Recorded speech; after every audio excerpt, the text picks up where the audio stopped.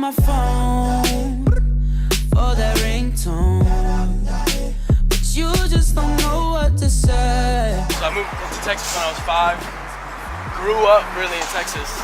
Met you guys. My name's Noah. We met at Buffalo Wild Wings. It's crazy. Yeah, when I met you, we put together this dance crew. Yeah. And then this dance crew, he ended up being a part of. Yeah. My name's Amari. I was doing the competition. It was a church thing, and our churches would always go to a competition and basically perform against each other. Yeah, fine art. And another day we're all like filming dance videos, getting together at the house. You know, when I think about Brandon and like his success, his ability to, you know, be himself and stay true, you know, ever since True Crew, you know what I mean? Be true, be you. That's all he's been about. I think the first time we noticed Brandon's talents was early. He must have been 4 or 5. As a kid, Brandon was rambunctious. I remember putting him in gymnastics at like 4, and even as he got a little bit older, putting him in dance, because I was like, dude, we gotta get this energy out. Now I'm so grateful that we went those routes because of how it's all bundled and packaged together and becoming who he is. Brandon, he just never stopped. He was just always going. He was always doing something. Every sport for every season, or it was with music and with dancing, we're working routines and performances. It's so nice to like see like Brandon, how much he's worked for this, and to see it kind of like all pay off in the end. It's crazy to think now, like I think about it all the time. There's people that are literally just waiting to hear from me or like see what I have to say. It means that we have like an opportunity to actually say something. Yeah, it means we have an opportunity to make people's day. It's more the fact that we can make people smile. That's like always what keeps us going. You know where to find me. So we out here on the way to the Bronx. I'm gonna show you guys where I live. It's gonna be fun. I started making YouTube videos, and I knew I had a voice because I would always sing, but I was too shy to do it. Once I started making those videos, it didn't click for me yet because my family didn't know I made the videos, like nobody knew. It wasn't until I grabbed my ukulele and I started singing for this one girl, and she was like, wow, you have a beautiful voice. And that really resonated with me because I was just like, maybe I should take this seriously. And then I started singing in school, and it was a really fun time because that's where I found my passion, like my real passion for music. The hardest part for me was leaving my family because I don't get the chance to see my siblings grow up. Once you miss it and you want it, like, you can't take these things for granted. I look up to my father to a crazy extent because he's just a really hardworking man and he's a family man. One of the things that I always tell my son is, make me proud. And as he does, I let him know how proud I am. And I always told him, shoot for the moon, because even if you fail, you will be among the stars. I look up to my mom as well because she was the only one in the family who decided, hey, I'm gonna leave the Dominican Republic and I'm gonna live in New York and I'm gonna start my own family and I'm gonna start to work and I'm gonna do my own thing. My son, he's gonna be big because always he dreaming and all his dreams come true. He have a lot of dedication. He's passionate for what he's doing it. So to have these two parents who are such hard workers and have like such determination and motivation, it makes me want to just be that determined and that motivated to just be the best that I can be. My siblings, I love them. Like I said before, they're little mini me's, and I want to show to my siblings, my big brother, baby sister, like, you can pursue your dreams, and I want to give them the life that I wanted when I was a kid. At the end of the day, I don't really do this for me. I kind of do this for my family because I want to prove to them, like, this is what I was set out to do. Like, this is what it's meant to be.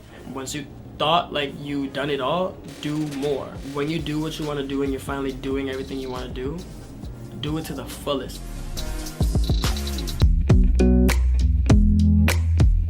Growing up here, I feel like I got a lot of good values as far as like, you know, there's not a lot here, so you can make your own fun. You kind of have to find something to do, and naturally as a kid I learned how to make things with my hands, and you know, I'd go in the woods and take sticks and build things. I would just like learn about the flora and fauna around me, you know, like the different pine trees, the evergreen trees, all this stuff, because I was really fascinated with science and earth environmental science when I was a kid. I grew a passion for music and dance at a really young age. My dad played a lot of music when I was young, and my mom did too. I like to think that my mom would just like sit to the radio with her belly just like this and just play like classic Elvis you know? Love me tender, love me true. Yeah. My mom, she's like my best friend. She's very like goofy and sporadic and bombastic, and I got that. I always had a love for music. I always had a love for R&B, like bad boy era type music. 'Cause I had older brothers as well. So whatever they listened to, I listened to. Everything started for him on America's Best Dance Group. Before he was on it, he really liked to watch it, and he used to watch it and like imitate the dance with the Jabberwockies all the time. He used to come home, like go straight for the TV, go put the DVR on and rewatch all the episodes. My mom used to catch me making singing videos on photo booth. I used to make them, listen to them, and delete them. She would go into the little trash can on the old Macs at the time, and she would click on it just to see like, oh, why is there trash in here? And see all these videos of me singing. And I never knew that for the longest time. Once I found out that she knew, I was so embarrassed. I was like, no, I don't want to sing. It's nothing like that. It's just like I like doing it on the side. He's very sensitive. He's good-hearted. He really tries hard to make everyone happy. He had started, wanting to do the hip hop, and he had gone into dance school, and I just didn't think of it as anything. And it wasn't until like 6 months later that I actually started to watch him perform, and I said, wow, this is what this kid is destined for. The fan base and everything that's built behind, Prettymuch and, Nick before then, it's unbelievable. We're unbelievably proud.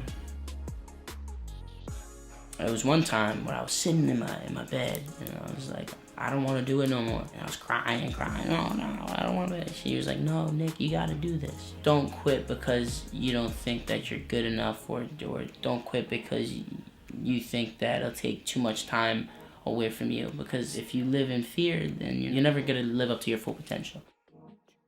I know for me, when moving out to LA and just being away from home, I feel like I kind of lost myself. And I didn't really know who I was becoming or who I was at a time. But when I came back home and talked to my family or just talked to them on the phone, I started remembering, okay, this is the person I am. This is the right person I am. This is the person I've always been.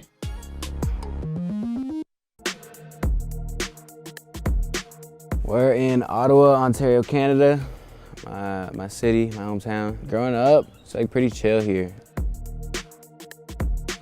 I didn't think I was gonna be doing music as a career. I was so focused on sports like growing up. 6th grade, I was in jazz choir. I did it because my music teacher knew I could sing. When I got to high school, one of my homies was like, I need someone to sing a hook for like my song. And then I told him I could sing. He told me to send him a singing video. I sent it to him and he like sent it to all the girls and like everyone at school. All the girls were like, oh my God, Zion, you can sing.